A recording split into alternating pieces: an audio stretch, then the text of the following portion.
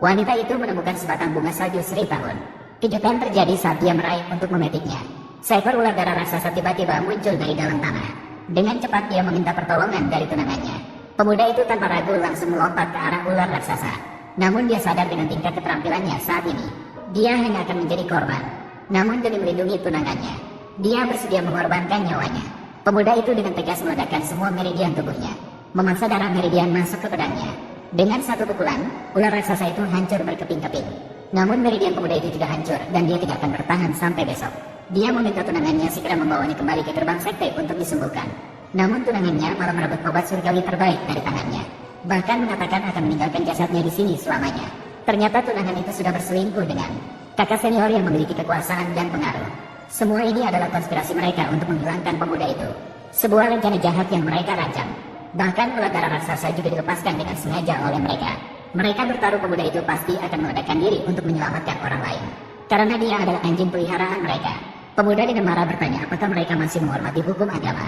Namun, kakak senior mengatakan bahwa kakeknya, Li Sanhe, dalam hukum itu sendiri. Li Sanhe akan segera mencapai pencerahan tertinggi, menjadi orang nomor 1 di perguruan.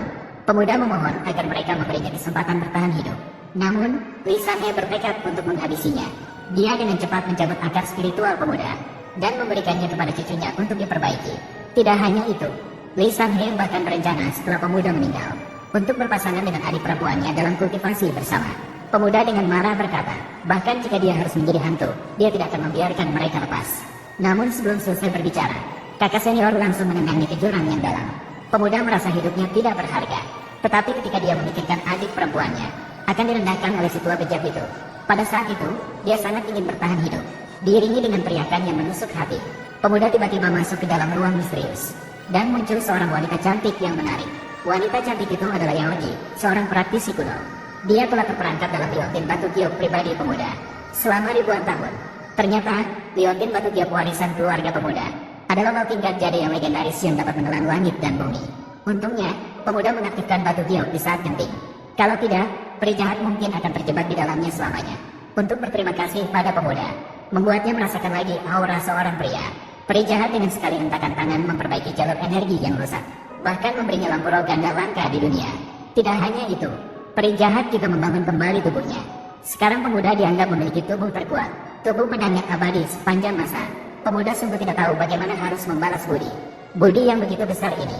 Namun, peri jahat hanya ingin dia datang melihatnya di masa depan, dan berharap suatu hari nanti dia bisa menyelamatkannya dari batu giok penjara.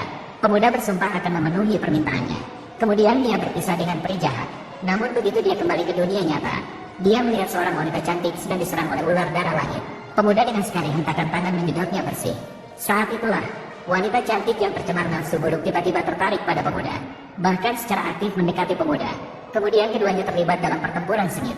Saat wanita cantik terbangun dan melihat pemuda lelah di sampingnya, dia menyadari bahwa dia bukan lagi seorang perawan. Si cantik dengan marah mengayunkan pedangnya untuk membunuh si pemuda. Namun si pemuda yakin bahwa dia tidak akan tega membunuh dirinya. Lagi pula, penampilan dirinya semalam masih bisa diterima. Si cantik akhirnya luluh. Namun dia memperingatkan si pemuda untuk tidak membocorkan kejadian hari ini dengan segala cara, atau dia pasti akan membunuhnya. Setelah itu, dia pun pergi dengan cepat.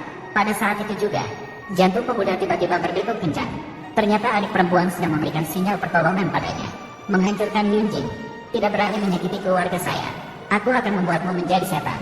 Juga ingin menggoda seluruh klan. Bisa menjadi budak kakekmu. Itu adalah keberuntunganmu. Aku mati saja. Aku akan menggoda seluruh keluarga. Memberi wajah tapi tidak menghargainya. Benarkah? Li Sanhe, Juniho, kalian mencari mati.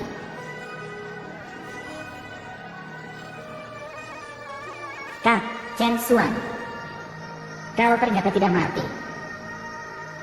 Aku sudah mati sekali, namun langit tidak membiarkanku pergi. Kamu berpura-pura buta padaku, meskipun tidak tahu bagaimana kamu menyelamatkan nyawamu. Tapi kau berani kembali ke sini, akan pasti mati tanpa ragu. Benar, membunuhmu sekali bisa membunuhmu kedua kalinya. Kak, kamu cepat pergi. Jangan pedulikan aku.